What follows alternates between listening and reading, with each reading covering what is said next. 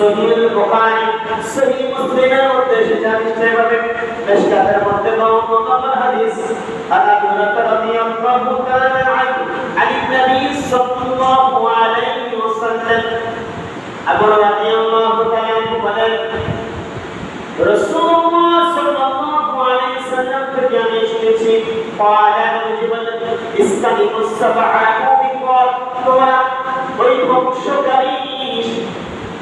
ধ্বংসকারী সাতটি বস্তু থেকে নিজেকে তুমি বাঁচাও। আল্লাহ রাব্বুল আলামিন বলেন তুমি ধ্বংসকারী সাতটি বস্তু থেকে নিজেকে তুমি বাঁচাও। তোমরা সাতটি ধ্বংসকারী তোমাদেরকে ধ্বংসকারী সাতটি বস্তু থেকে নিজেকে বাঁচাও। এরপরে ফাকালু সাহাবীদের কত চালাক ছিলেন দেখেন, চালু ছিলেন।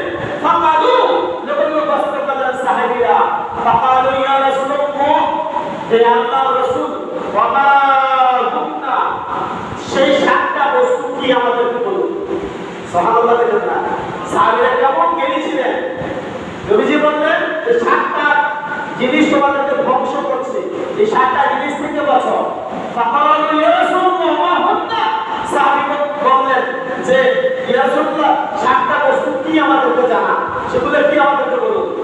ক্বালা নবী বললেন আশ-শিরকু বিল্লাহ তোমরা আল্লাহর সাথে শিরক করবা। দুই নম্বর বললেন আস-সিহরু তোমরা জাদু করো না, জাদুর ধারে কাছেও যেও না। আছে যে আমাদের সমাজ জাদুকর আছে না।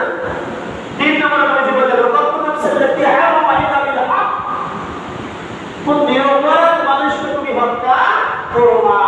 তুমি অপরাধ করছো না, রাষ্ট্রীয় কোন অপরাধ করছো না।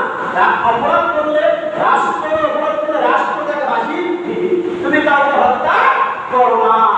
আল্লাহ সুবহানাহু ওয়া তাআলা যেই হত্যাকে আমরা হারাম করেছে, কাউকে হত্যা তুমি করো না। তারপরে বললেন আকলুর রিবা তুমি সুদ খেও না।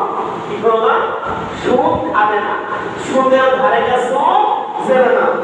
আকলু মালিল ইয়াতীম ইতিমের মাল সম্পদ তুমি বক্ষণ করবে খাবে না। ইতিমের মালের সাথে তোমার মাল মিশাবে না, জমা করবে না, ছেলে মেয়েদেরকে স্ত্রীদেরকে খাওয়ার জন্য। এরপরে বলছেন ওয়াতাওয়াল্লি ইয়াউমাজ যাহাবি যুদ্ধের ময়দান থেকে তুমি পলায়ন করবে না। 6 নম্বর সিদ্ধা আল্লাহ রাসূল বললেন যে যুদ্ধের ময়দান থেকে তুমি পলায়ন করবে না। তারপরে 7 নম্বরে সাবা ওয়া তাসবুল মুহসানাতি মুমিনাতি গাফিলা শক্তিশালী নারী, এই নারীর কোনো দোষ নাই এবং এই নারীর মধ্যে আপনার আকর্ষণ হয়েছে, আপনার স্ত্রী আছে, তারপরে এগুলির জন্য আপনার নোংরা মনটা তার প্রতি পড়ে গেছে।